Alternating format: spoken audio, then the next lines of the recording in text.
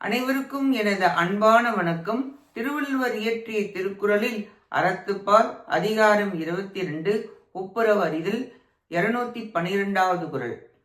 தானாற்றி தந்த பொருள் எல்லாம் தக்கார்க்கு வேளாண்மை செய்த பொருட்டு. ஒருவன் முயற்சி செய்து ஈட்டிய பொருள் அனைத்தும் தகுதியுடைய சான்றோர்க்கு உபகாரம் செய்வதற்கேயாம். ஒப்புரவாளன் என்பவனுக்கு கொடுக்கும் பெயர் தக்கார் என்பது. அவன் ஈட்டும் பொருள் அனைத்தும் சமூகத்திற்கு தருவனதாகவே இருக்க வேண்டும். தான் முயற்சித்து வந்த பொருட்கள் முழுவதும் சமூகத்திற்கே எல்லாம் தர வேண்டும். சில விஷயம் பிறப்பாக இயல்பாக வரும், சில விஷயங்கள் பழகி வரும். கொடை நட்பும் தயையும் பிறவி குணம்.